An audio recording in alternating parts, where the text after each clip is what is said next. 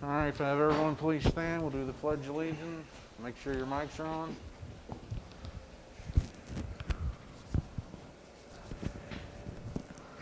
I pledge allegiance to the flag of the United States of America and to the republic for which it stands, one nation, under God, indivisible, with liberty and justice for all.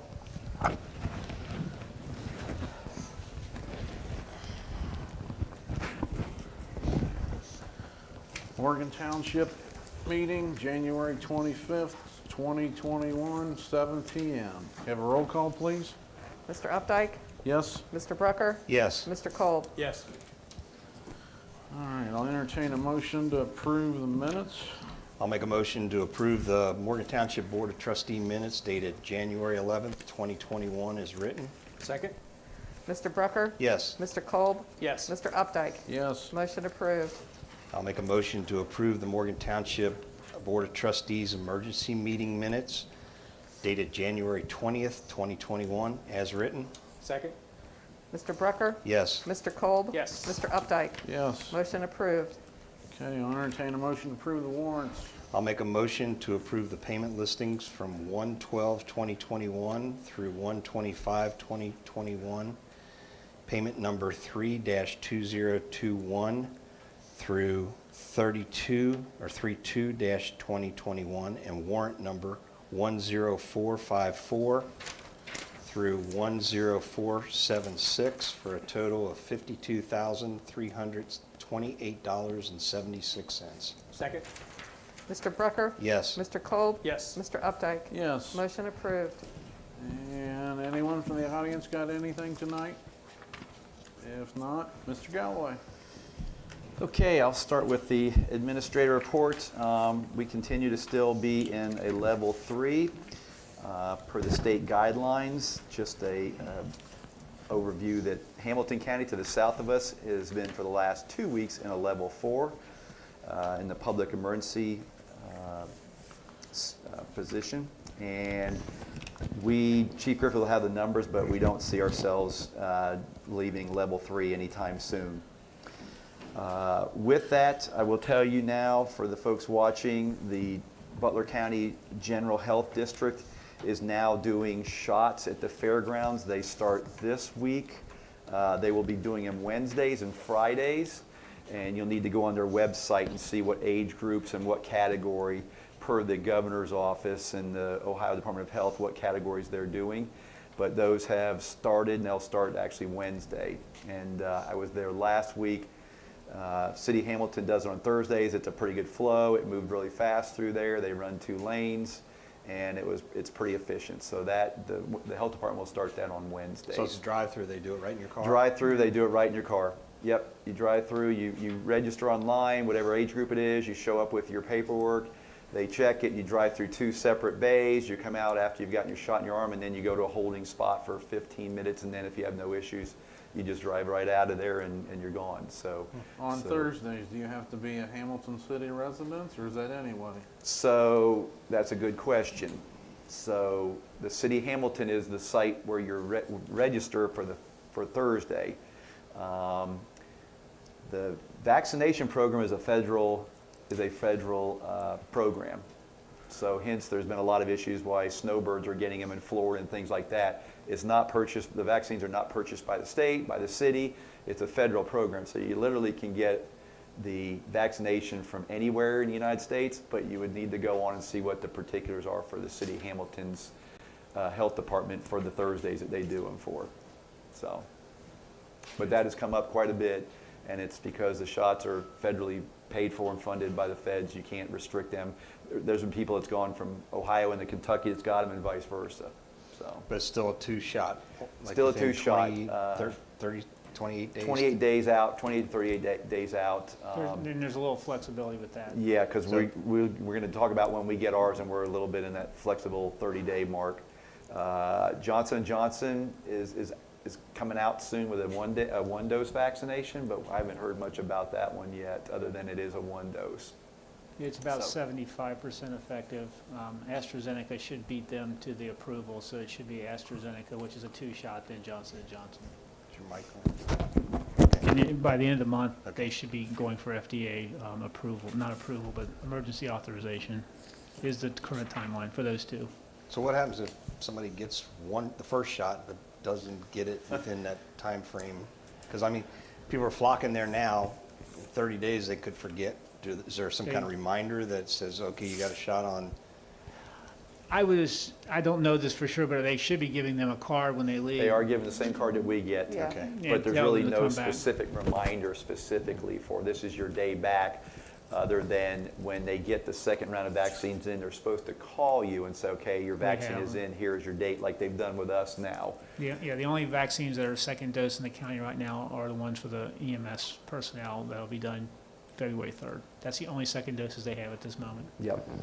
But I know Kroger, Meyer, Kroger and Meyer, I don't know if Meyer, I saw the list, there's 18 Krogers now Yeah. in the county doing them. And I've heard, I haven't seen this specifically, but I've heard that some of the Krogers have openings for like during the weekend with some spots that haven't been signed up yet for. and for those. Kettering Health has good availability. Jennifer Mason put that out for over 80. They have appointments this week for the over 81Bs that are this week's or over 80. So they have availability this week for anybody over 80. Okay. Thank you. All right, number 2 is the discussion for 2021 potential pavement projects for the Butler County Engineer's Office. Rob had talked to me, and I sent an email, I think, out last Thursday, per Rob, that we had to make a decision technically by 5 o'clock today, but we could make it, we could talk about, discuss it tonight, and then contact the engineer's office tomorrow. Rob can, with your decision. I talked to Desmond Miata last week. Actually, Rob was in my office when we talked to him, and there was still a couple weeks out before they had officially finalized the projects and all that they were funding with that CBDG grant. So that's still a couple weeks out. So with that being said, it was today, Rob, 5 o'clock today, is that correct? Well, actually, we have till February 1st, but this is our last The meeting last before meeting, yep. So, And also, I called Scott Bressler, talked to him, and I talked to Ziegler, Eric Ziegler. because I asked him, I guess the questions that come up where if we got the grant, we would probably do more paving than this, but if anything that we say that we're gonna do, we are locked in on it. We cannot back out. So if we say we're gonna do Lehigh and we're gonna do Weaver, then we have to pay for both those, even if we don't get the grant. So, because I wanted to clarify that, see if there's any options, if they knew anything of who's getting it, and basically Scott and Mr. Ziegler both said they usually don't know nothing until almost June, and it's usually rescheduled for the following year. So, the only other question that I had, and he said that would go back to Mr. Desmond Nada, is if we went ahead and did Lehigh, and then we get awarded it, usually we end up paying for it roughly, August, September range, when we have paving and road work? I don't know, it's been so long since we've done paving, I can't answer that. Usually somewhere in there, maybe earlier sometimes. A lot of times they don't do it till later, or sometimes they do it earlier, but I guess my question to Desmond would be whether we could get reimbursed or switch that money back. I think we could if we allocated the funds to do it. Right. And then we I would think are so too, awarded the but grant. That grant should just, the grant would cover it. You Cover would it. be reimbursed because you're going to know in the next three weeks if you got it or not. So you wouldn't be reimbursed. You would just take the grant money, pay for the project that you approved tonight, the Lehigh, and then you take the 86,000 or whatever, the 105, and roll it back into general fund and then earmark it maybe next year for a road, for more projects. because you don't want to pick more roads than we can afford. you can afford. Right. So that's why I would just stick with the Lehigh project, because you've either going to get a grant for it or you use the BWC money this year and then you're not really out anything, or, so that would be my suggestion. So it'd be the Lehigh that we went and we applied the grant for the Yeah, North Wind it to was Chapel. it's the Lehigh North Wind to Wind to Chapel, Chapel, the right. 86,000. $832. Yep. Right. Which a quick note on that is, there's been prices all over the board. They started off 130,000 originally to do that road, then it dropped to 110. Then when we applied for the grant, they gave us an estimate of 99,000, and now we're down to 86. 86,832, which I questioned Eric Ziegler on that. I said, how come we're dropping so much? And he says that he puts the same numbers in the computer every time, but it's because of the price of a barrel of oil, all that stuff is what it is today is what it's basing all that on. And because there's more paving being done in the whole county, there is nobody is planning on doing any chip sealing or black mat or anything like that. It's all paving. That's why we're getting such a better price on it.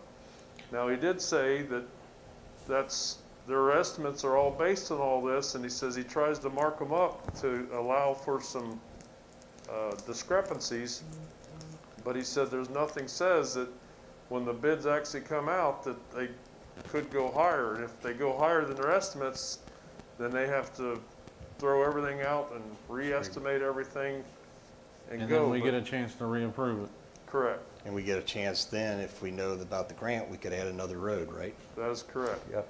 But I'm like what Chief says here, just say that we're gonna do Lehigh Road from North Wind to Chapel. Just leave it at that.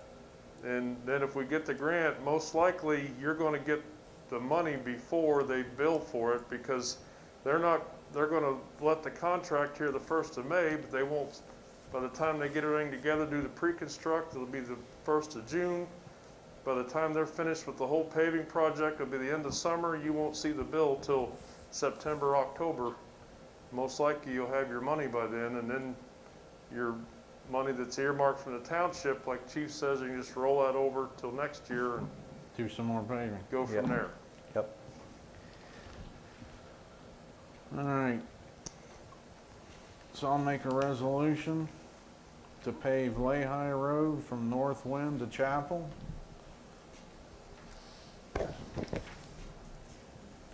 For a total of $86,832. Second. Mr. Updike? Yes. Mr. Brucker? Yes. Mr. Kolb? Yes. Motion approved. All right, number 3, as Tom had put it on the website, I was just going to announce it tonight. Through March 5th, Ohio EMA is accepting applications for the Tornado Safe Room rebate. I know several people that have gotten the rebate and put a tornado shelter either in their garage or underground. And the Ohio Emergency Management Agency will rebate the program up to $4,875 to the homeowner if they are awarded and get into the program and receive a grant. So it's a good program. There's quite a few folks that I know of that got it in the last 5 to 6 years. And the contact information, I believe, Tom, is on the website. So just something a good thing for the residents to put in for. Next is PARS, Public Safety. You have a quote in there. This is for Rob's truck. So Tom Camp came in today for a different scenario today, and I called Rob, and we confirmed that Rob's truck is going to be 6 months out. Tom's suggestion is that we go ahead and pre-PO and pay this now, because next week, I believe, Rob, they're going to tear all the lights off that truck. They're going to tear all the light bars and all the stuff that's salvageable off that truck next week. And then between now and 6 months, there's going to probably be a definite price increase of products. So the total cost, it's on the back side, the total cost, which I'm paying out of my budget because Rob does run with the fire department as a volunteer and does a lot of stuff with us as well, with blocking roads during winter storms and other natural disasters. So I'm going to pay it out of my budget to outlay the truck with lights, installation of the new stuff, and tearing and removing all the stuff now of $6,983.74. So moved. Second. Mr. What Brucker? account you gonna bring that out of? You want that on? Out the- of, it'll be out of Fire Fund 2111. 2111. Fire levy 2111. 2111. Add that to it, you good? Yep. Out of account 2111. 2111. Okay, go ahead. You good on the Right. second? Yes. All right, Mr. Brucker? Yes. Mr. Kolb? Yes. Mr. Updike? yes, Motion approved. And the one thing that's not on there is I filled out your EMA paperwork for the board. Already sent it back in, already got an acknowledgement I've seen from that both on the email. Tanya and Matt that they've got your board membership for 2111. And just have one executive session tonight for personnel matters on the township administration side. And that's all I have on the administration side, unless you have questions on that. Thanks, Chief. Thank you. All right, fire chief's reports. One training room is done. We actually, right now, thanks to Chief Griffith, we now are running a training class right now with 41 people on Zoom out of the room. So it's going off without a hitch, and it's a great program. So the AV and everything is operational, and this is the second actually use of the room. We had an officers meeting in it last week. Number 2 is a motion for firefighter EMT Logan Tuscany for his 1-year anniversary effective 2/21 of 21 at 30 cents an hour raise to $15.30 an hour. So moved. Second. Mr. Kolb? Yes. Mr. Brucker? Yes. Mr. Updike? yes. Motion approved. Carol, what number is that, please? Number 12, Thank 2021. Thank you. Next is a motion for Lieutenant Cooper, his 7-year anniversary effective 2/21/21 at 30 cents an hour raise to a salary of $18.40 an hour. So moved.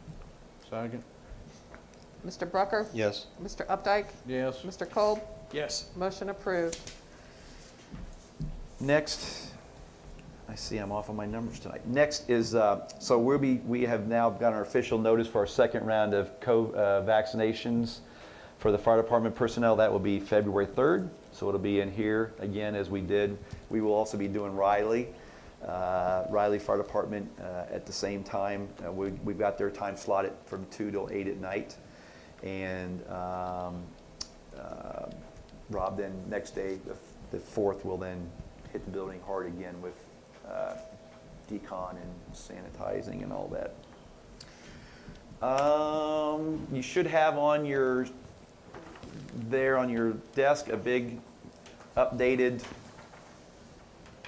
10-year plan. Nothing's really changed except just made the years a little bit different. We will not be sending anybody to special operations or Swiftwater or any kind of training this year because everybody that was in class for 2020 that got canceled, they've now moved them into the 21 year. So we won't be able to we've tried and there's no room. So we'll attempt again in 22 to get folks in there. The 800 megahertz radios, so that's becoming quite interesting right now. Motorola just introduced a brand new radio, which they swore they weren't going to do. So it's the new APX next generation radio, so it's now out. So the fire chiefs have decided that we're going to wait one AFG grant round till the November AFG grant, wait for the new radios to get out into the system, and then file another grant with a different grant company and write one in November for the purchase of the new radios. So much of the brand new radios. What's that? Have they got a price on the new one that just come out? They do, but I haven't seen it. I don't know what state contract is on them yet. But the ones that were, the new ones that they have out now, the APX 6000s, are getting close to their end of life. We knew that. That's why we kind of held off. But Motorola's like, no, there's no new radios coming out. And lo and behold, there was new radios coming out. The only really thing that station upgrades is my attempt this year is going to do the showers in the existing bathrooms, which they're from a 93, the original. Not sure I can pull that off with the way plumbing and all was done in there, but we're going to make some attempts to get some estimates and some ideas about that. And then this year, my attempt is to do the bays. Both the walls are pretty need to be painted and holes patched, and then the flooring is pretty much shot. We're going to get that gritty. flooring, you know, the little speckle grid in it that has some grip to it, because now it's pretty slick when you get it wet, because it's just the floor is worn And off. the paint doesn't hold up with rubber tires rolling. No, and I don't know if that's original 93, but It is. parts of it is 93 paint. So, Well, okay, it wasn't done in 93, it was done a little bit after, but 94. it's original paint. it's original paint. Yeah, it's ready to be replaced with with a grip. So that is the capital project for the station this year. 142 with the paint job and the electrical upgrades is really, it's fine.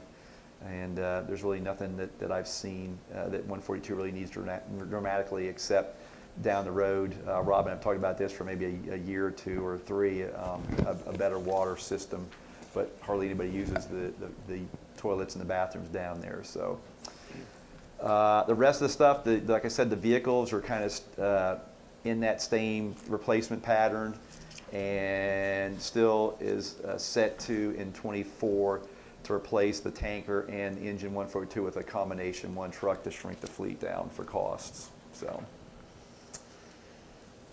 questions? Are your firefighters still making good use of the weight room? Oh yeah. Oh, yeah. Exercise and training? All right, that's great. We now have Rob in there every day. So Chief Griffith All right. and myself and Rob are in there every day at 3:30. A lot of folks are using it religiously now, and it's great to see that. And it's getting a lot of use out of it. The gentleman looks like he's going to purchase a elliptical machine for upstairs, next to the treadmill now. I would So, think as competitive as you guys are over there, that you'd set some kind of a carrot out there so we could. I don't know if the old guys are that. We're- I don't know remember, if we're we're old. ready yet for that. We're no carrots. We're We're senior citizens. but maybe. Geritol. Maybe Yeah, they we do. need They do. Geritol. If I you don't go believe in that. there on the I just board, don't if you go in believe there on the that. board, they had some times where the stair climb machine, they had times on there, and everybody was trying to beat another time. But the three of us, I think we're just in there to get in good shape and not win no races. So, so That's for sure. yeah. All right. I'm going to let AC go over the COVID update, and then he's going back to that training. I have one PO tonight. You'll have it in your packet. So in the old days, Spectrum TV used to give the fire departments free cable. They no longer do that. So with the training room and the 3 TVs now, and then the association bought a TV for each one of the bedrooms. So we now have a total of 12 TVs between my office, chief's office, the on-shift commander's office, 3 in the training room, and then the weight room. With that, we have a total of 12 TVs. And like I said, again, the association bought 6. They bought the weight room. So they bought 6 TVs of that. So Chief Griffith, thanks to Chief Griffith, persevering, along with Chris Brucker with Spectrum. This was a long process to get anybody to even bid to put TV in the stations. We got a monthly quote for $130.87 per month for 12 TVs, or for the entire year. I lost my sheet. I think it's $1,500 and something dollars. And we're just looking for, Connie had said that we probably should run that by the trustees for an approval on that. Are we doing it monthly, or are we going to do it annually? Is there Connie, a savings to do it annually? No. there was I no just- savings, but I think clerical, and would it be easier to just do it once and be done with it, or no? I would rather not do that personally, because if Okay. there's a problem with the service and you've already paid for all Right. year, they aren't going to be. They ain't gonna refund us. That's They're true. not going to refund it, and they're not going to care whether they get it fixed or not if it's already paid for. That's true. For a yearly expense, it's $1,570.44, or as you see, the $130.87 a month. And I'm okay with that. I really didn't think about that if we had issues with service, and we'd already paid them for a year. So we can do it on a monthly basis if you're good with that. Chief, this includes Rob's TV too, right? Yes. Oh, I'm sorry, yes. And Rob's in the back, because we're paying for that, so we can have the radar, because we're paying the radar and the weather radar on his TV. Sorry, thank you, Connie. And we actually were down to YouTube TV, What it is. DirecTV was like out the door. They didn't want to talk to us. It was this and UTV. YouTube TV and YouTube TV was not as good a deal as this, and they charged us for actually more boxes or something like that. So this ended up being the best cost for us. And I actually asked around to all the fire chiefs, and they're like, yep, Spectrum's charging us as well. No more free TV for the government entities and fire stations. So yeah. Just to give you a little background, we're paying $50-some a month now for, I don't know, 3 TVs, 4? No, 1, 5. Okay, for 5. So, you know, It's cheaper than I'm getting at home. yeah, me too. Yeah, I get that. Me too. So what would you like, Connie, for them to do a motion to approve Spectrum as the cable provider for the station? Yeah, and then I can just appropriate that much money in that line item. So moved. Second. Mr. Updike? Yes. Mr. Brucker? Yes. Mr. Kolb? Yes. Motion approved. I have no executive session for fire tonight, and if you don't have any questions for me, I'll let Chief Griffith do the COVID-19 update. All right, thank you. So, everybody's numbers are switching from COVID numbers to numbers vaccinated. So the reports are coming out less frequently because I think more activities are going towards vaccination. So in the state of Ohio, 4.28% of the population has started to receive a vaccine. That's 500,176 Ohioans out of 12 million, so there's a long way to go. Right now they're in 1B, 80 years and older, then it'll go 1B, 70 years and older, and then next 1B will be teachers for schools that have agreed to go back by March 1st. Like Chief said, we'll be giving ours on Wednesday. That is a little bit out of the 26-day window, but we've been assured that there is some flexibility in that. And honestly, we didn't have much of a choice. And those 2 days were given to us based on supply, because the push is now to get everybody their first vaccine and not hold back. Before they were holding back half. That has recently changed to everything they get, they're putting out with the promise of more coming in as it goes. So in Morgan Township, the only numbers we have that are meaningful are 45053, which added 14 cases over the week, a 6% increase. Since the COVID, March 14th when this began, 248 citizens of 45053 are COVID positive.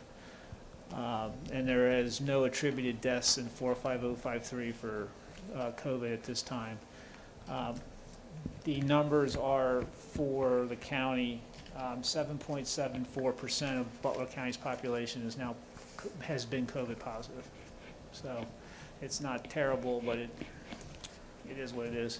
In the state, 10,768 deaths and 868,000 people are COVID positive as of last week.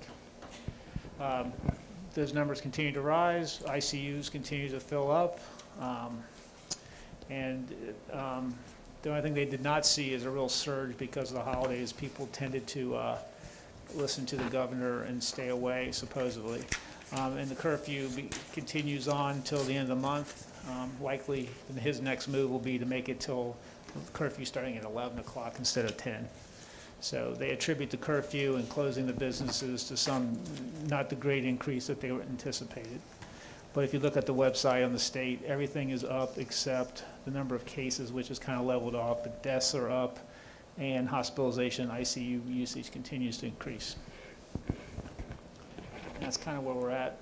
We remain good on PPE, and we continue to go to our 3 hospitals because it seems like every time we get one, we get 2. You've seen your active 911, they're coming out in 1s and 2s, so we have to turn those squads over rather quickly. But we've made all of our calls this month. We've given none away. It's taken some people from at home, but we've done it. Thank you. Anything else, Chief? Thanks. Nope, that's all for us. Okay, Mr. Brown.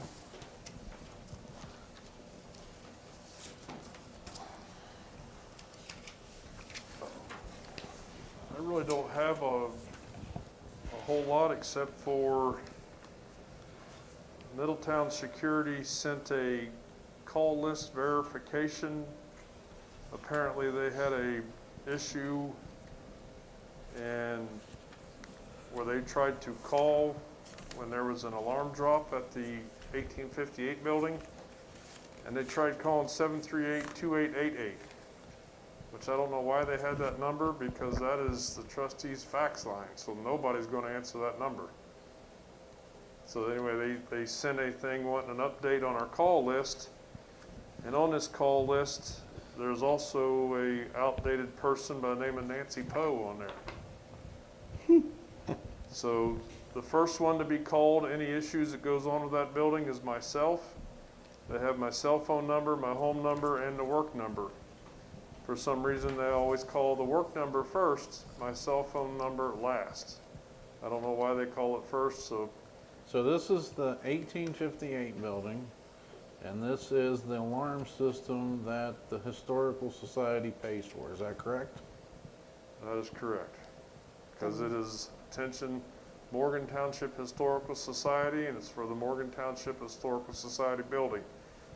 And let me real quick finish up here is they have me first as the first contact, they have Mark Reinhardt as the second contact, and they have Nancy Poe as the third contact. So if you read that down through there, the very last person, Nancy Poe, is the reason why this was all set up this way, because it's the way it was said to me as a township building, even though they're paying for the service, we're responsible for all the maintenance of the,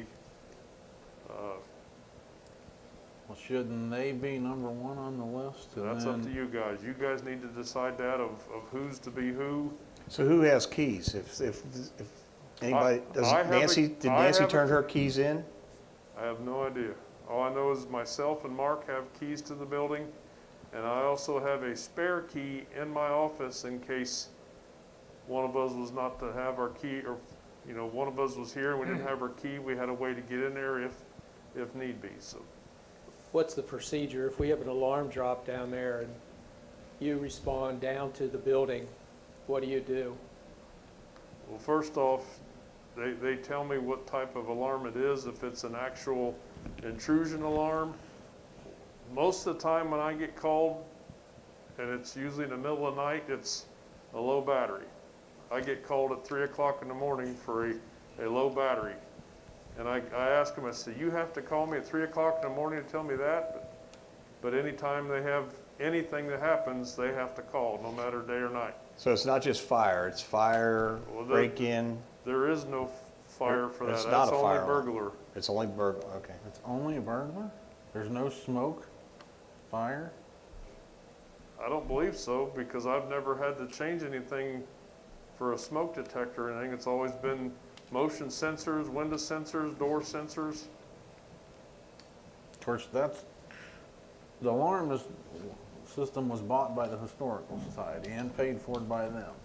Personally, I think they should be number one on that list, and then like one or two of them could be us, because that is our building. But if it's their alarm system, Well, shouldn't they be? I'm gonna just step up and say that I think that I should be number one called. Maybe their person be number two called instead of Mark, but it is a township building, and that's why I feel that I should be the first one called, because even if I'm the third one called, I'm still gonna get called no matter what, and I'd rather be called right away to get there to take care of the problem, because if you go and make one of them the first one called, they're not gonna respond quick enough to get somebody there if something goes on, so. I know, I don't even think any of us even have a key. No. Or an alarm code. I But- think you're the only one that has a key. Nancy used to have a key. I think Daryl came to you to get a key every once in a while, am I correct? I think Daryl had a key too. Did Daryl have a key? I never got a Because key. Daryl was on the call list. I don't know what happened to him, but he used to be on the call list. He never Well, answered the phone, that's we why. could possibly have two unaccounted keys, because when I took Nancy's position, she gave me a lot of stuff, and the 1858 building key was not one of them, so I don't know that she turned it into, She probably would have turned it into I Ed. could have Therese ask her. Therese and Nancy are connected in terms for the cemetery. I can ask Therese to Okay. ask. Most likely she turned it into Ed, because Ed was the keeper of all the Okay, keys there. I'd have to look at the key log, I don't know. but I'm kind of concerned that there's no fire alarm down there. If that's, all those artifacts are irreplaceable and they're worried about them being stolen but not burned, that kind of worries me. I can double check, I'm not 100%, but I don't, again. And then I was would've thought- thinking I if would've thought it's I'd got a had- fire alarm, It's- then what about putting a Knox box on there and having a key for the fire department to get in? And then that would be our first, but they're not gonna go down for a low battery or a sensor alarm or, something like that. It's but- not on any of our records as having an alarm, because we have all the fire alarms logged. But the other thing is, I doubt because of Historical Society, they'll let you put a Knox box on the actual building. We'd have to probably put a post out there or something with it, 'cause I doubt I think that's part of the registry rules. Well, You actually, I can't- think there is a Knox box. Is it It's really? It's on the block building behind it. Oh, okay, yeah. I don't think you can put one on the building now that it's a National For Register the building. fire department? With a We'll go key check for it the out. 1858 building? We'll check it out tomorrow. Okay.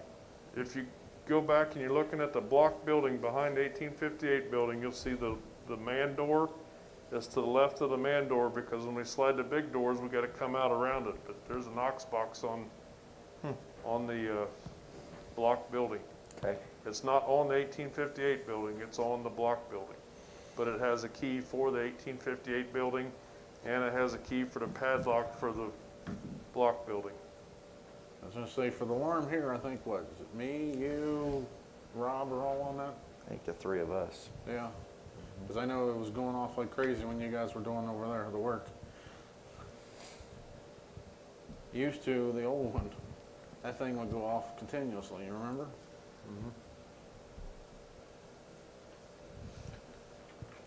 So thoughts? But I'll check with Neil, but I'm pretty sure that they're under the impression there's a fire alarm down there, because I've heard Jill refer to it as a fire alarm.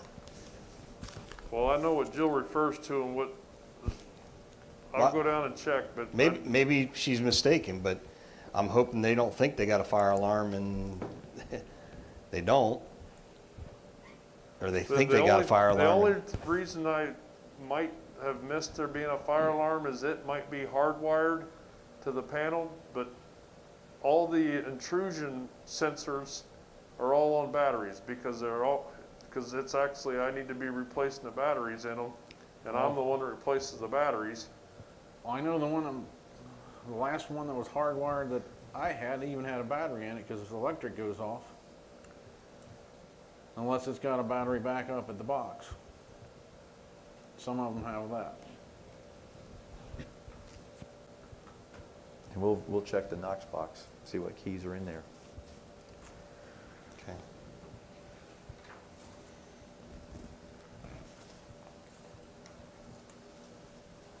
So are you wanting one of us on there and one of them?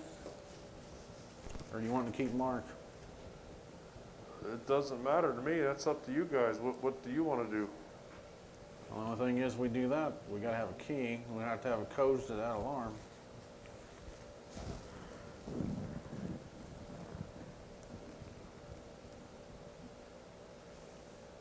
Well, So- definitely, I gotta take Nancy Poe off of there. So I'll remove her. But I would think you'd want at least one of the Historical Society on there, that way they know to check if something's, Yes, I think we ought to at least put Neil Westridge on there, because he's the president of the Historical Society. Right. And then whether you guys want to use one to be on there, or if you want to just leave it Mark and myself. Well, why don't you, if you don't mind, why don't you put me on as the third? I'll take Nancy's position, because I see Neil every Friday, so, and he's just down the street from me, so I don't mind if it involves a historic thing and he needs to be involved, then I can get to him pretty quick, or he can get to me pretty quick, or any way you want to do it, doesn't matter. Okay. So why don't we do you as the first contact, Neil, and then Jeff?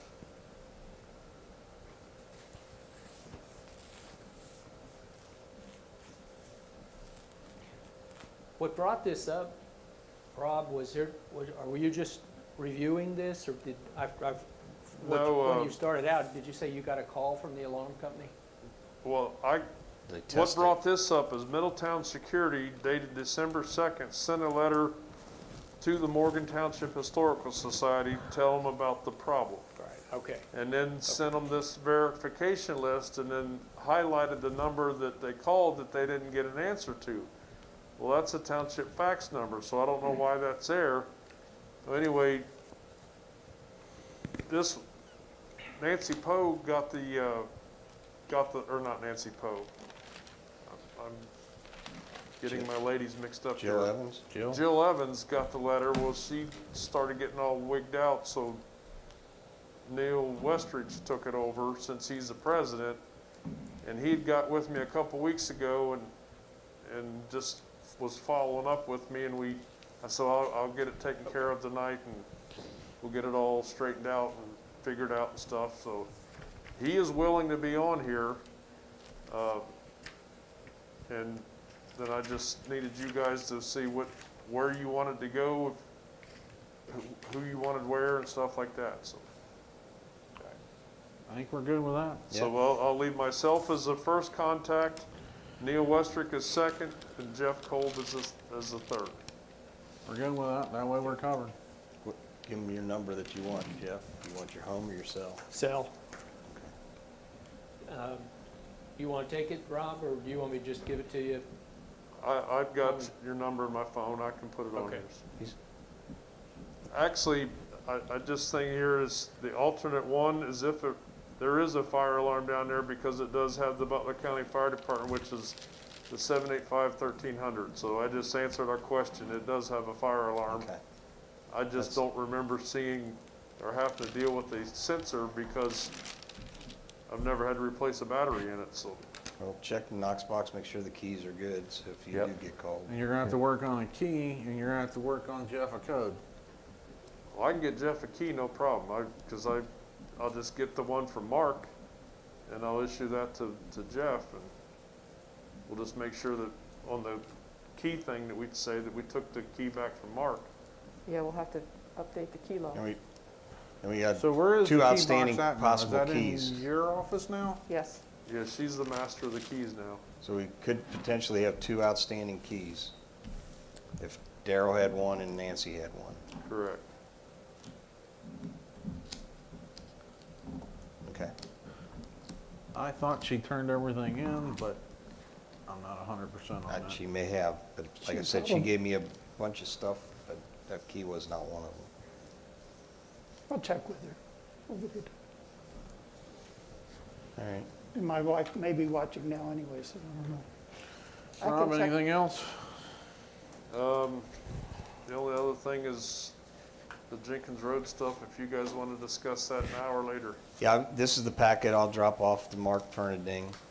This is everything we found, so he can review it, and then I think our next step is to ask him to come in for a work session, just to Or see what he's wanting? or- what he wants. The only thing that, again, if you printed this out, this letter from Mary Ann Nardiello, it still does not have that disclaimer that is on her emails. I don't know why it doesn't come when you forward it, because you forwarded it to us a couple of times, and you said there's a verbiage down there, and I just don't want to pass something from her office that doesn't have that disclaimer on it, because I know I can't get it to print that, so I don't know. I don't know how to get it. I don't know. The only other thing you could do is put it up on your screen, take a picture of it with your phone, email yourself that picture, and then print that. I Or hate to say it, but do a that's, cut and paste into a Word document. or that.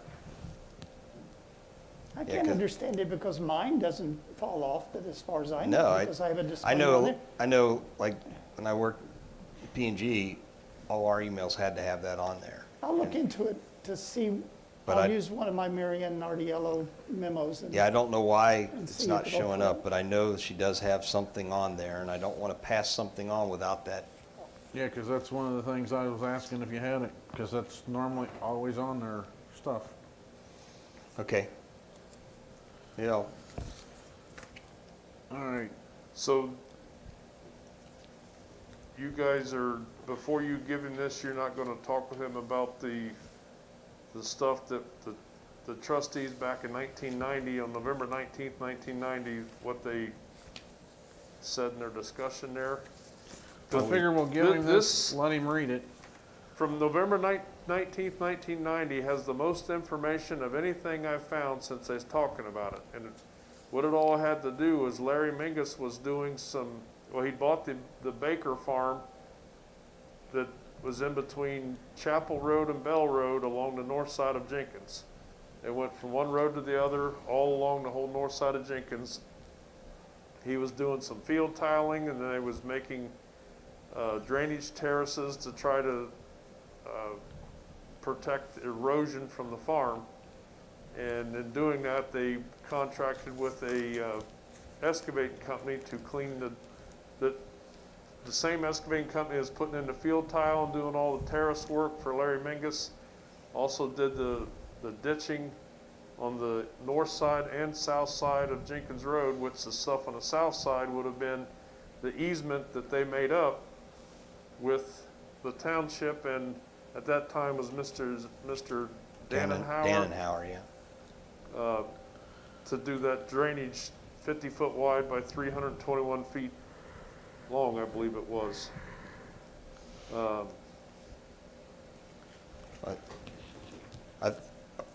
We've already shared that with him.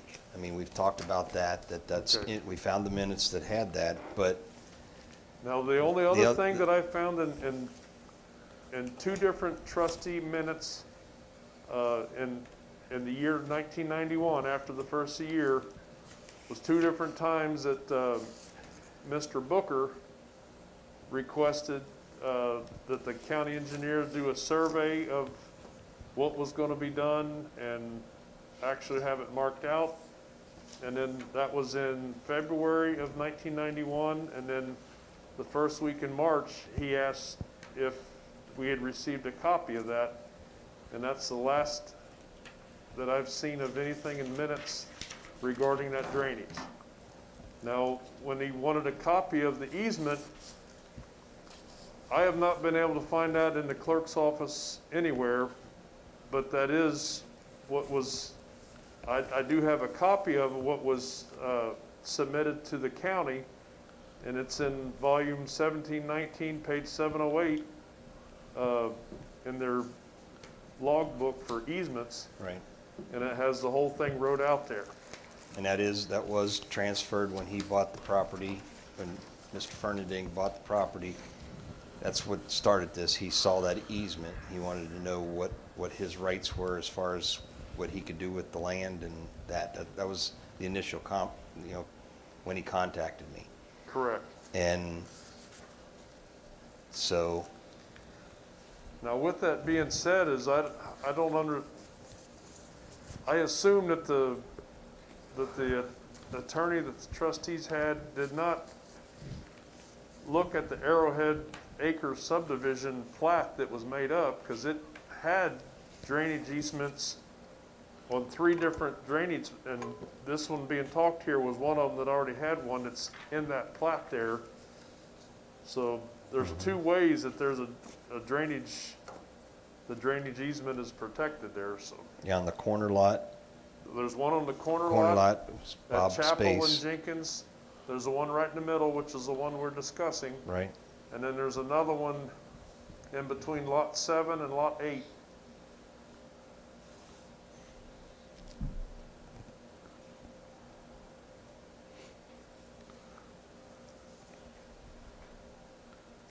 But I don't believe that goes on the Fernending property. I believe that goes across somebody else's.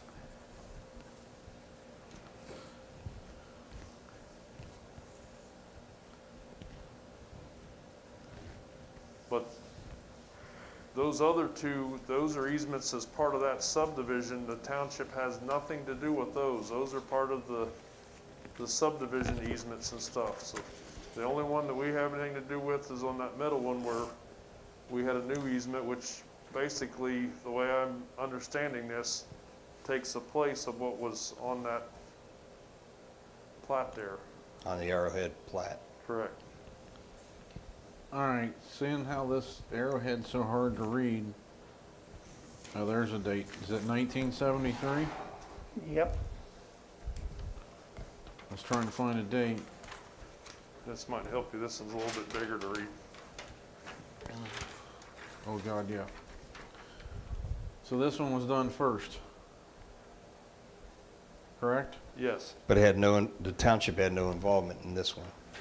correct. Yeah.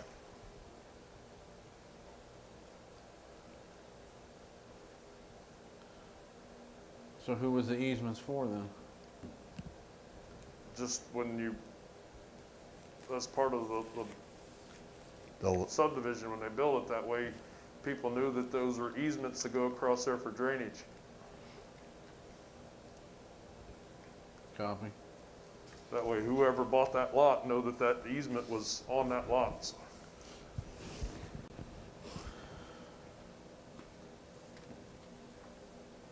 the developer put that on there.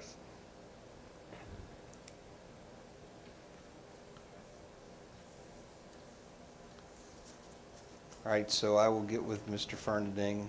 I'll try to get, maybe I'll come up tomorrow and see if we can get, somehow get Nancy, or Mary Ann Nardiella's email to you to print out with everything that is on it, you know, with that statement at the bottom. And I'll drop this off or get this to Mark, and then see if Mark can, we'll schedule a time for him to come in. We want to do it as a work session, or you want to just do it as part of a normal meeting?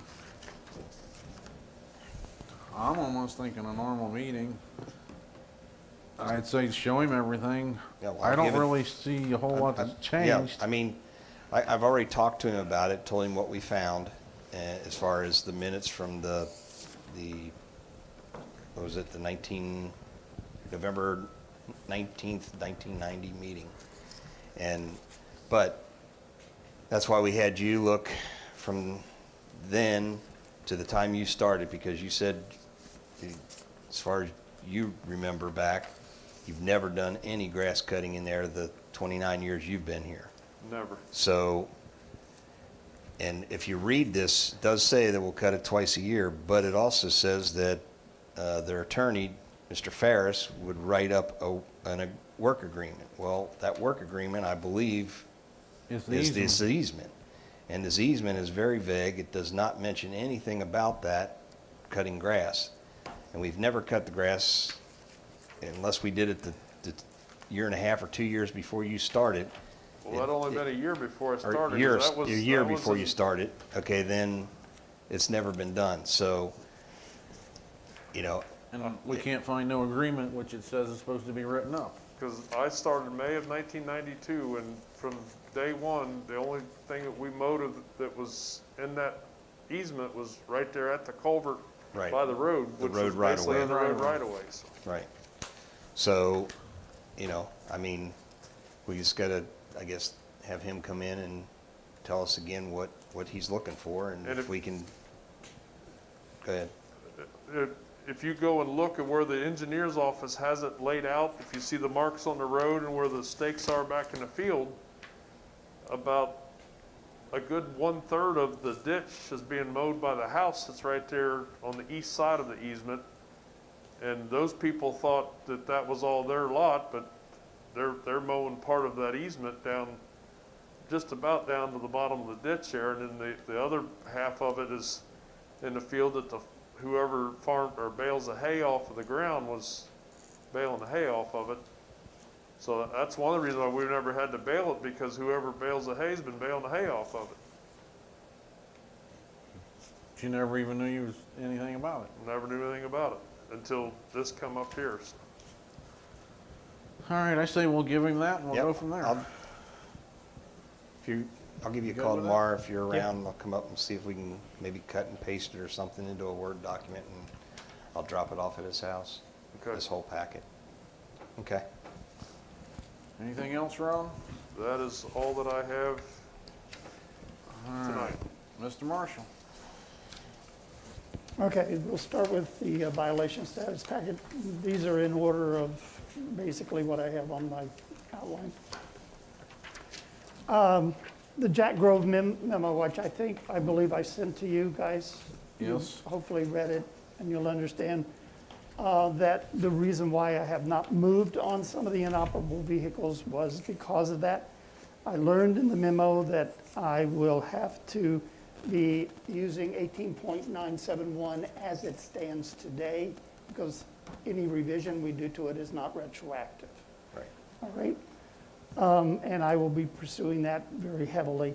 Further status, Mr. Krupp, if you look at the top of the green portion, you see that I have Mr. Krupp listed there, and you will also see that I have him listed in the red.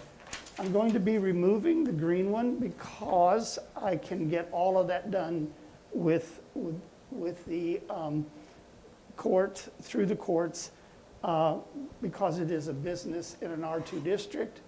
And according to Jack, I can have the business cease and desist, and part of that being the removal of all vehicles that are associated with the business.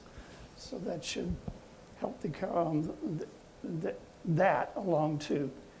The zoning commission has revised 18.971. They did it this past week on Wednesday. And it is in the process being sent to the Butler County Planning Commission for their stamp of approval, and then will come back to us for approval in February, hopefully, maybe or not, depending. Any questions on the statuses at this point in time? Nope. Okay. Certificates, you also have the zoning review summary for 2020. We had something like 72 certificates and lots, a total of 72 applications for various things for the year, totaling $14,877. This is both front and back of the first page, the one that has the color stripes on it. You can see I still have several that need to be inspected, but I've gone by and found that they have not started their process, and they were near the end of the year here to begin with. So those I'll be filling in as we go through as well. The biggest thing that stands out is two things. One, accessory structures. We had 29 certificates filed, and then we had 7 new home starts. All right. For 2021, I received 4 certificates already, which I did during the weeks that I was off. For an in-ground pool, an accessory structure, and then the last 2 just came in for additions. So we're up already moving for the year there. Any questions there? Let's see what else I got under there. No. Okay. All right. The zoning commission's work received upon input from the trustees and TA on plans to register the current business. You have in your packet the form that we have put together so far. Like for you to have any input that you may have on it in terms of whether or not more information needs to be added. This is strictly for the businesses that have been grandfathered in during the revision of the zoning resolution section of Article 7. Just basic information. We just need to know the location. A few little questions that we thought that would be of interest to us. Applicant signature, zoning, and then as you notice at the bottom, I have a copy of this would be sent over to the fire department for their inspection, or this copy would be sent over to the fire department, and if it needed inspection, okay? Is there any fee associated with this? Not for the first year as we go through, okay? We will set the fee as we proceed through the year. Because most of the people that we talked to when we started this discussion were just, I'll pay a fee, you know, that Right. they're just let me run my business. Right, that's any So new it wouldn't be a business or. surprise, I don't think. Right, any new business or a Class 2 business, we will probably do that too. Okay. In that respect, okay? We have a special meeting of the zoning commission this Wednesday. the 27th, to discuss what is allowed in a dual zone property such as A1, B3. This refers to the Burns property down in Shandon, the one with the double wide on it. It is A1, B3. The primary reason why the A1 is there is that there is a point 75 feet south of the stream, all the way back from 75 feet back of the stream toward the road to the end of the property, to the rear of the property, is zoned A1 because of the blue stream that is there.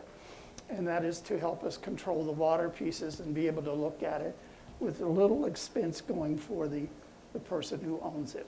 Otherwise, if it goes to B3 and everything. This was a recommendation or a comment by the Butler County Planning Commission as to have it that way. In other words, for us to be aware that there is possible water runoff issues in that area or any contamination, because that little blue stream runs all the way down and probably ends up in Patty's Run somewhere along the way down through there. Other FYI sort of stuff. 18 acres on Hamilton Scipio Road is undeveloped and up for sale. That's the one you the one emailed I- us about today. Yeah, the one I was telling you about today in the Where's this thing. at?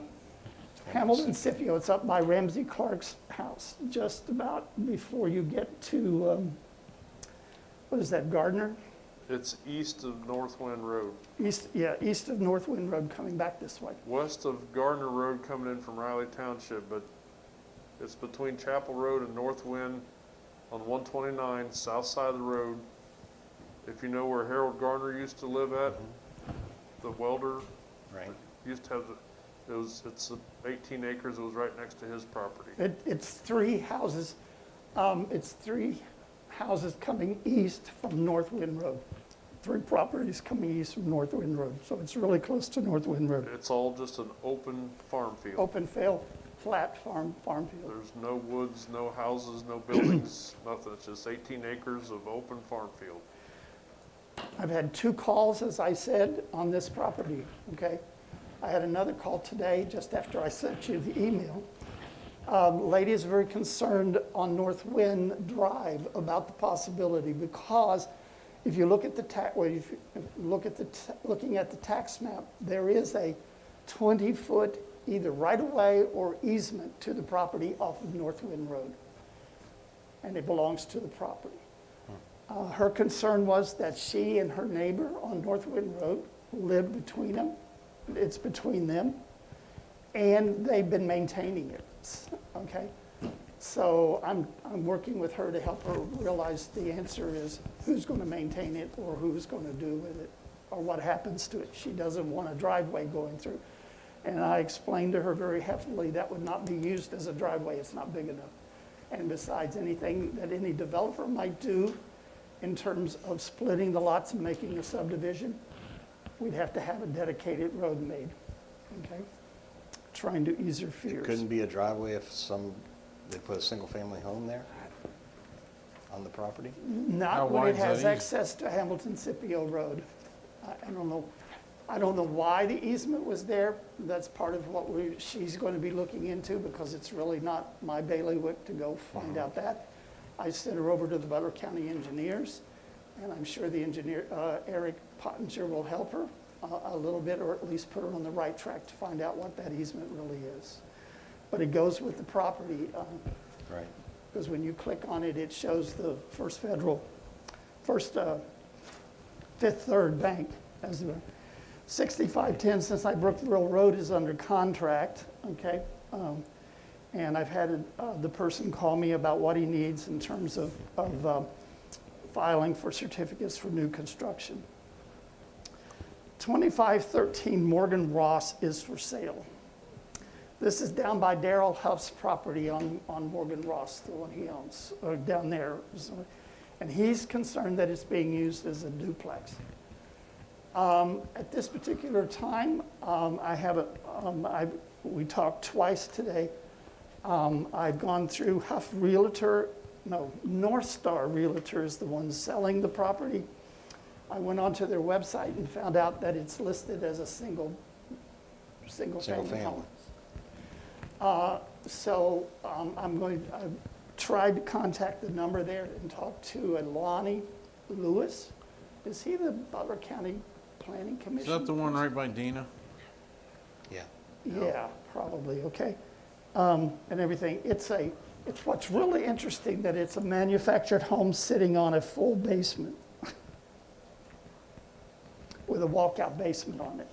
It was originally, as Daryl gave me the history, built and then had a fire that totally destroyed it. And when they put it back a manufactured home over top of the foundation. And it kind of doesn't fit and everything. And I said, well, So what makes him think it's a duplex? because that was rumor that he heard, that it was going to be used as a duplex. So I'll be continuing working that this week. The Board of Zoning Appeals first meeting is Thursday night. Okay. I would need an executive session for personnel matters to consider the appointing of a new member and 2 alternates to the BZA and Zoning Commission. All right, just to pick up on what we did last Tuesday. Also, I need, Tom, this specifically, basically to you, I need to work with you and place on the zoning page on the website concerning the public meeting on February 17th, 2021 to approve the tax maps, the zoning changes that we will be doing. I also want to work with you on live streaming that because we can't have public in here. Okay. And it really needs to be out to the public, so I'll have to try to figure out how we could also get, I guess we could use Yeah, we can do like we do right here. Right here. We can do that. okay, So, if we're gonna start live streaming, this brings up another point. I'm gonna touch on this. I'd like to see us go ahead and put all your guys' meetings on our website as well. That way, if anyone wants to see it, view it, Yeah, the minutes and the actual recordings. That way. well, the minutes are on our web. I know, on but I one mean, time, then in the and the meetings. recording to go with it. Yeah, because you record the meetings. Yeah, I could put them all in the same folder, in the Right. same place. Okay, Do it by year. sure, we can work on that. We'll do it, we'll start with this past meeting and that'll Okay. get us started, okay? Mm-hmm. The other property on Hamilton Scipio that you guys asked me about when we were interviewing, the one where you thought there was some construction going on. Honestly, I think it's just a reworking of the pond and a driveway going back to a gazebo that was built many, many years ago. At this point in time, I still can't nail it down per se as to who it is. Other than that, if you have any other questions or any other information that I need to know or you've heard, No, going back to your 2513 Morgan Ross, what else are you going to work on? You said you're going to work on that, right? I'm just going to try to find out, I'm just going to call the realtor and talk to them and making sure that it is going to be sold as a single-family home. Well, if it's listed as that, Right, it's listed as that Yeah. and everything else, but you never know what people are going to do. Daryl's under the impression that it's, well, when you do read the description, it shows two kitchens, okay? One up and one down, and a bath down as well. my But even if, father-in-law's house has got 2 kitchens in it, and they're just like upstairs and downstairs, but they're the only ones that live there. I But know, yes, right, I know. But like when I first moved out here, our Landers place, it's now Phil's, Peter's place. there may be someone that had their mom or dad that Could have been, could needed have been. I don't know extra the history. attention, but wasn't needed to go to someone home. Yeah, I don't know the history. All right, anything else? Nope. That does me then, thank you. All right, Thank you. Mrs. Reinhardt. All right, the Auditor of State's office has been in contact with me to begin the audit process for fiscal years 2019 and 2020. The past 6 years, we have been audited by an outside source, Perry and Associates, as you know. This year, we will get the audit from the auditor's office because it's been 6 years, so they will be doing our audit. I would like your approval to request an on-site audit, as we've done in the past, so that none of our paperwork leaves this building. So moved. Second. Mr. Updike? Yes. Mr. Brucker? Yes. Mr. Cole? Yes. Motion approved. Thank you, gentlemen. She did indicate that, I told her, that I would be leaving at the end of March, and they are going to try and get everything done before then if they can. So, Okay. but if not, I will come back and finish it. I sent the trustees an email about the Auditor of State's recommendation for the Board of Trustees to opt in to the implementation of the delinquent bank reconciliation notification. Basically what this is, they've found that there are some fiscal officers that are not doing their bank reconciliations every month the way they are supposed to. And so if you go 60 days without reconciling the bank account, then the auditor's office is going to send a notice to the trustees so that you know there's a problem and you can find out why the fiscal officer isn't doing his or her job. There's no cost for it. I don't see any reason why we Okay. wouldn't do it. I'm for it. I'd All make right. approval to do that. You would need a motion for that? Yeah, that make what a- I have there in parentheses Okay. is what I need the motion All right. for. I'll make a motion to authorize the delinquent bank reconciliation notification be activated within e-services by the fiscal officer, Connie Reinhardt. Second. Go ahead. Mr. Brucker? Yes. Mr. Updike? Yes. Mr. Kolb? Yes. Motion approved. I know we talked about this at the last meeting, and after talking to UAN, I think I do need a resolution to approve moving that money in the savings account to the checking account, just so that there's no question about why I'm doing these things right before I leave. So moved. Second. Mr. Updike? Yes. Mr. Brucker? Yes. Mr. Kolb? Yes. Motion approved. I need a then and now PO to Praetorian Digital for $2,788 for the Fire EMS Academy yearly contract with a now date of 1/22/21 and a then date of 8/12/2020. They didn't send us the bill. 2 years in a row. Yeah, it's been late 2 years in a row, so that's why I have to do the then and now PO. So moved. Second. Mr. Updike? Yes. Mr. Brucker? Yes. Mr. Kolb? Yes. Motion I got a approved. question about that, Chief. I got the link from Penny, Okay, went in, and it says I have no classes assigned. in your dashboard? I went to the dashboard, it says there's no classes assigned. I sent her a note, but I don't know if she's at work She's or... working Mine tonight. was the same way. Okay, she's working tonight and tomorrow. I'll have her Okay, check 'cause- those. and I don't know if she needs to, I think when she said you're gonna get a note from Fire Academy, and then I'll assign the classes to you. So maybe she has to assign the classes, but I just don't want to be delinquent because they're supposed to be done by February 1st. Yep, I will text her right now and have her get with you. I'll have her check on it for tomorrow. Okay, thank you. Yes. Go I ahead, will I'm be sorry. doing mine at home, because I do not have sound on at this time. Chris and I are working on that. Go ahead, Connie, I'm sorry. Okay, that's all right. I need a PO to North Coast Products for $3,500 for emulsion for road repairs. So moved? Second. Mr. Brucker? Yes. Mr. Kolb? Yes. Mr. Updike? Yes. Motion approved. I need a PO to National Hose Testing Specialties, Inc. for $1,800 for the annual hose testing for the hoses on the fire trucks. So, When are they doing that? March, April. Okay, I was gonna say, it's kind of cold now. Yeah, no, probably April is what they've got Okay. tentative scheduled in. Second. Okay, who made the I did. motion? Okay. Mr. Kolb? yes. Mr. Brucker? Yes. Mr. Updike? Yes. Motion approved. PO to Rumpke Hydraulics, Inc. for $1,851.64 for hydraulic repairs on a dump truck. So moved? Second. Mr. Brucker? Yes. Mr. Updike? Yes. Mr. Kolb? Yes. Motion approved. And finally, PO to Anthem Blue Cross Blue Shield for $5,156.43 for the remainder of the first quarter premiums. I shorted the PO. So moved? Second.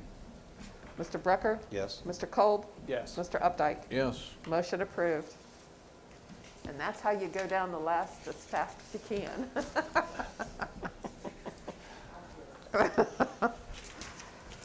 Anything else, Connie? No, I think that was it tonight. All right, Mr. Kroll?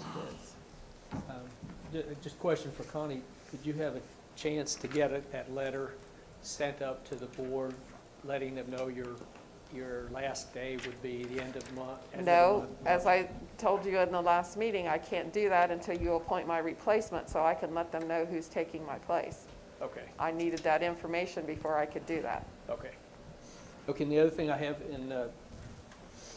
is a motion, and based upon the manpower justification information concerning the Road and Bridge Department detailing the following factors: the current township workload, the ability to maintain the current level of service, infrastructure support of township facilities, and the ability to operate safely with the current existing manpower loss. I make the following motion. Motion to approve filling the position of the current Road and Bridge Department vacancy with a seasonal employee to begin 1 April through 31 October 21. I'm going to make sure, is that the right dates that we had in mind? April, May 1. May 1 to get the hours. I think May 960. 1. May 1 through October 31st. 1 May, okay, through 31 October. Before you go any further, Yeah. Rob, elaborate on this, but the county's doing the same thing and they're calling them seasonal employees. And if they call them seasonal employees, that gets around the workers' or unemployment issue. Elaborate on that. The state of Ohio is doing that. Oh, state of Ohio, I'm sorry. I thought it was State of the county. Ohio, and they work them up to 1,000 hours. They do not go over 1,000 hours. Okay, so And- you want to, we're calling it out seasonal, but you want to call out the 1,000 hour maximum? Not to exceed. Not to exceed 1,000 hours. Which And is close to what we figured was Right. 960 We said hours. 960, so So we it's shouldn't right there. exceed it. We shouldn't get into an overtime situation, but Right. Okay, and also, we were thinking, based on our guidelines, it's $15.50 per hour with a CDL. With the CDL, $14 without a CDL. 1450.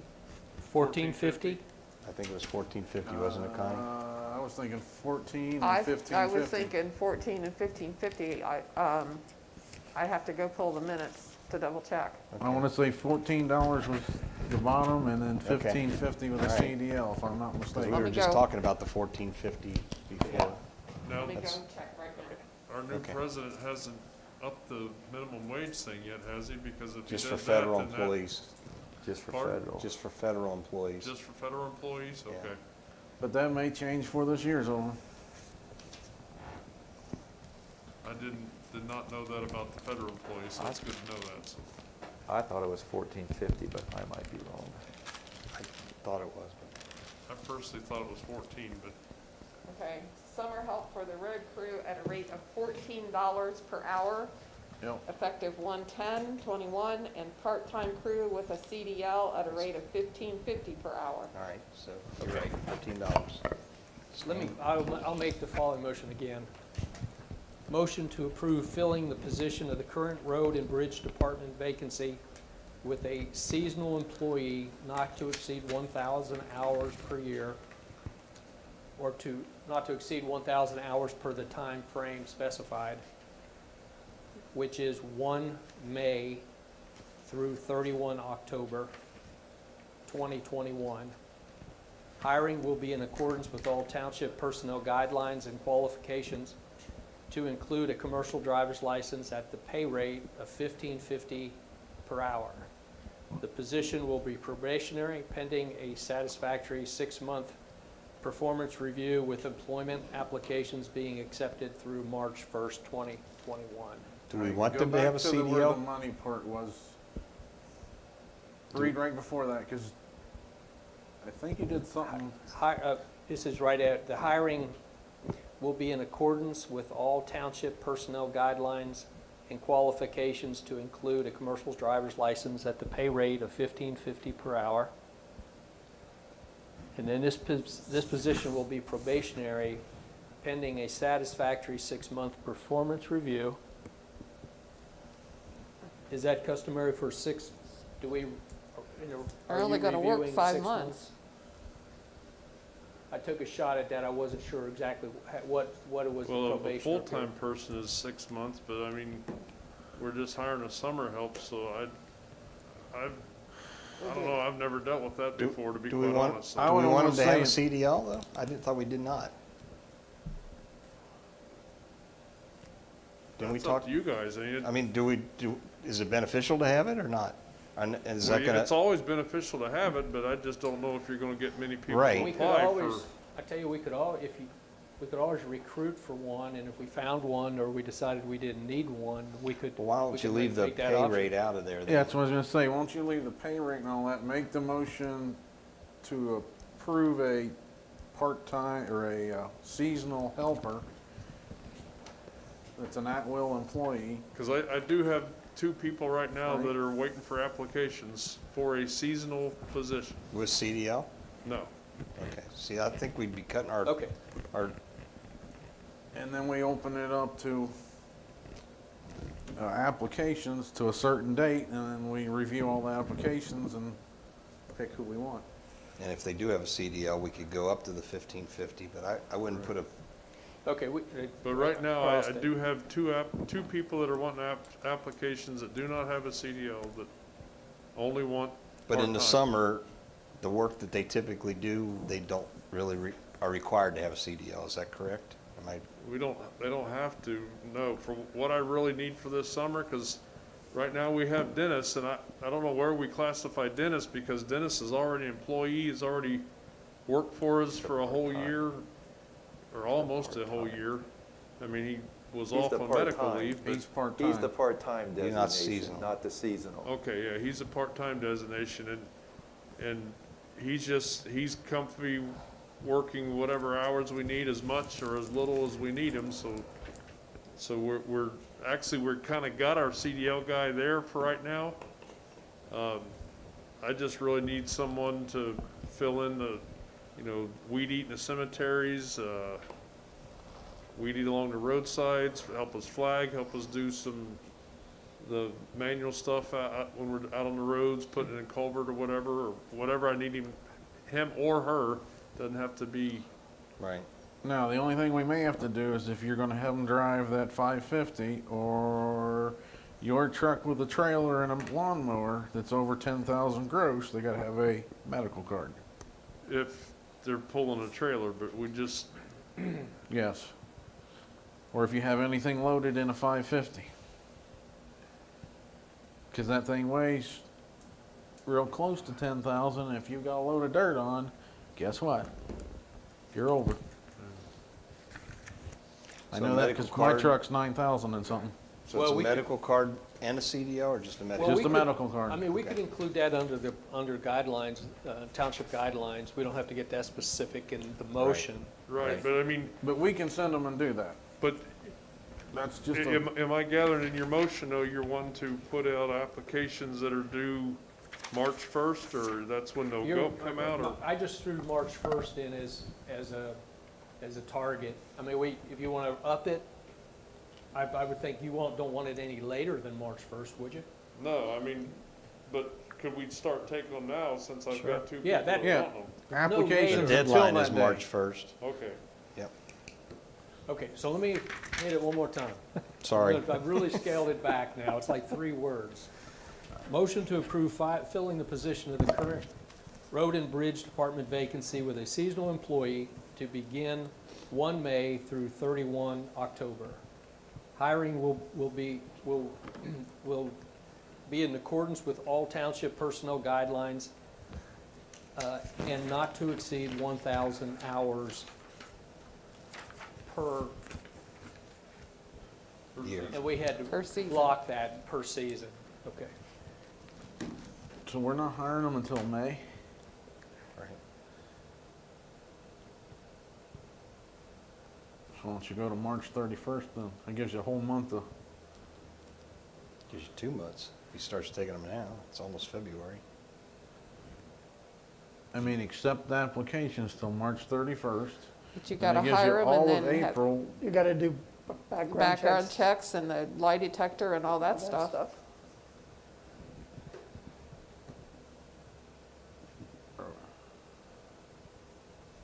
Yep, well, like background check, background lie detector test takes literally a couple of hours. We just have to schedule whoever you pick to send. Frank Smith schedules them right away, within 2 to 3 days, so that's not a long, drawn-out process. And the minute they do it, they bring me the results out. Well, since we're limiting it to 1,000 hours, it doesn't really matter what the time period is if you're just gonna say X. You can hire them for the whole year as long as you don't go over 1,000. They're not really seasonal then. Then they're not, yeah, then They're they're not part-time. seasonal. Or would seasonal, could you just back the date up to May then? And if you just You could open make that it May. window a couple You could make it months. April 1st if you want. April 1st to October 30, that time period, but they can't exceed 1,000 hours. 1,000 Sure, hours. we can do Okay. that. So it's the Just same. Here's a little thing to throw in here is, one of the gentlemen that is interested in this position, he doesn't want to work 5 days a week, so that would help us some. I mean, You don't really need them 5 days a week though, right? no. So that's perfect. I mean, 3 to 4 days a week is what he said. He goes, if you need me 5, he'd work it, but he'd rather be 3 to 4 days a week is what he'd rather do.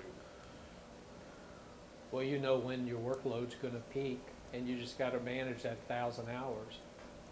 Because this one gentleman that he's retired, so he just wants a little something to fill in his time, so. So, May 1st? I'd say just May 1st to October 31st, like you stated, Okay. just leave it at that. All right. Okay.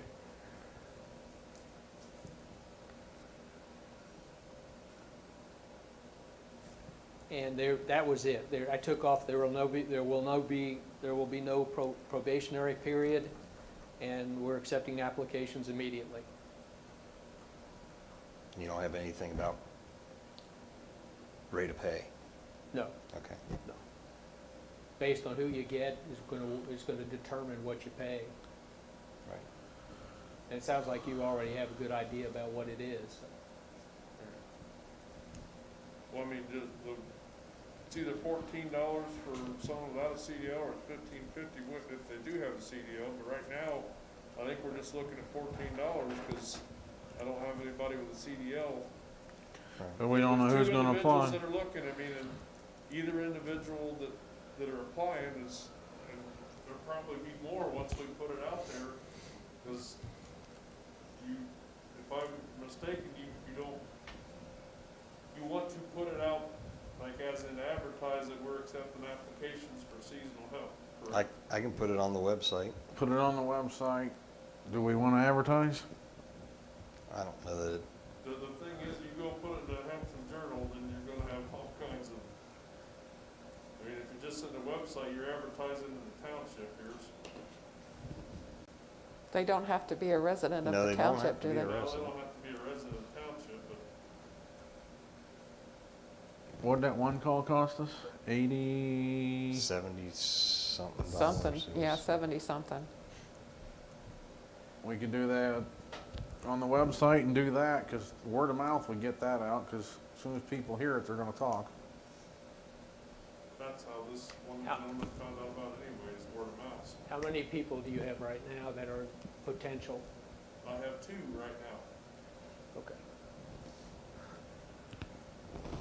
Do you like the one call and putting it on the website, and then we don't have a ton of money in it, but it would put it out there, because I can't remember the numbers. You remember how many it actually went to? They got 380 actual answers, and they left messages on 400 and some. There's like 700 and some. Like 700, 800 people that it went to, They- so. The only bad thing is, a lot of people have cell phones, and they, even though I have the cell phones on the registered voters list, They're not allowed to do robocalls on cell phones. It's illegal. Does an answer, like if it hits an answering machine, They will is leave that, is that an answer? Yeah, they will leave a message. And there was like there was more left messages than actual answers. Okay, that's all I've got.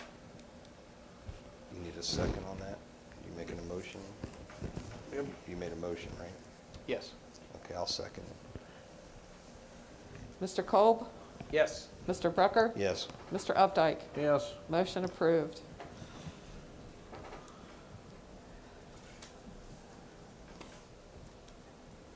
All right, so you want to work on that with Rob, or you want me to work on that with Rob? Coming up with an ad? That's fine. You can work with him if you want. I'm going to come up tomorrow and talk to him. We can maybe sit down for a little bit tomorrow and do it if you want. I'll send it to you too before I send it out. Or put it on Works the for me. website. And then you can put it on the website? Yep. And then I'll call Cheyenne and we'll do a robocall. All right, anything else? No, that's all. Mr. Brocker? All right. Dale asked for executive session to talk about the zoning board, so I won't do anything with that. Well, we don't have to go to exec. No, just thought we we'll were talk gonna- about it, and then I'll come back out, because I was going to Okay. do that. All right. The other thing, I wanted to make a motion to appoint Christina Cox to replace our fiscal officer, effective April 1st, 2021, to fulfill the unexpired term of Connie Reinhardt. She'll need to seek re-election November with these two, November 21, and that will, then she'll To fulfill finish the unexpired term. unexpired term until 2024. So, You're appointing her as an assistant to, no, No. I can't do that. I'm just making a motion to appoint her to fulfill the unexpired term of Connie Reinhardt. Second? Mr. Brucker? Yes. Mr. Updike? Yes. Mr. Kolb? yes. Motion approved. Now, Connie. Okay. I would like to request that we hire Christina as my assistant, beginning as soon as she is able, so that she has time to do the training videos and that I have time to train her up until April 1st. So Sec- moved. Second. Mr. Updike? Yes. Mr. Brucker? Yes. Mr. Kolb? Yes. Motion approved. You do So- accept, by the way, right?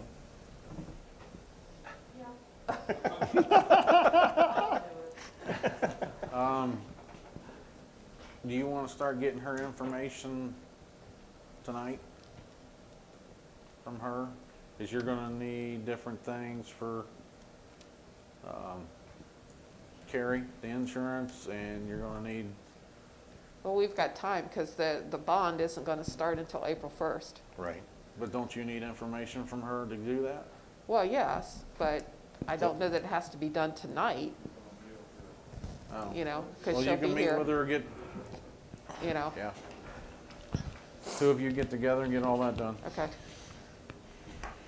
All right, so we want to go talk about the other Yeah, zoning boards then and then come back out? I wanted to also make a motion to, since we agreed to purchase the new vehicle for the road department for Rob, now that the 2006 GMC truck is running, and we have other vehicles, I make a motion to put the 2006 GMC pickup truck on Gov Deals, along with the tar distributor truck, and I set a minimum, and I think Jeff Griffith can do that, and see what we can get for him. Second? Mr. Brucker? Yes, Mr. Updike? Yes? Mr. Kolb? Yes. Motion approved. that's all I got. You got anything? You didn't think I was going to do that, I did you? didn't. I didn't, really didn't. I was looking, I was watching. All right. I think we double teamed. I it, just like- hope I don't live to regret that, but anyway. turned a new leaf. There you go. All right, so, Did you have anything? You had the paving. well, paving we already talked about? did. Okay. I just want to make sure that got done. Everything else is probably already pretty much brought up.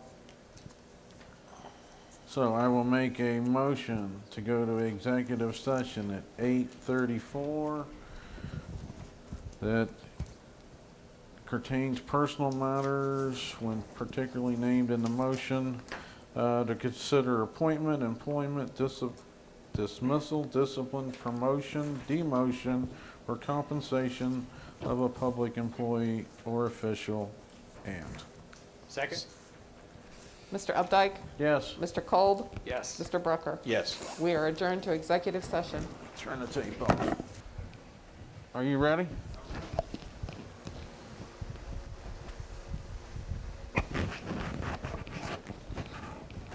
All right, 10:36, I'll make a motion to come out of executive session. Second?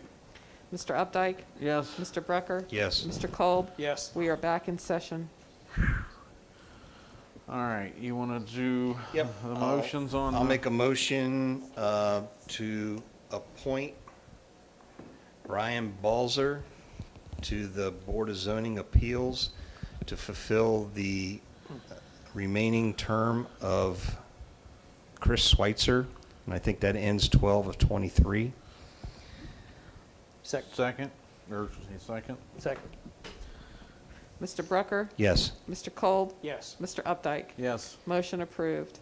Then I'd like to appoint Kevin Branditz as an alternate to the Zoning Commission for a 5-year term beginning February 1st, 2021, ending January 31st, 2025. Do all the other ones start January, though? No, they start like Chris's is whenever they.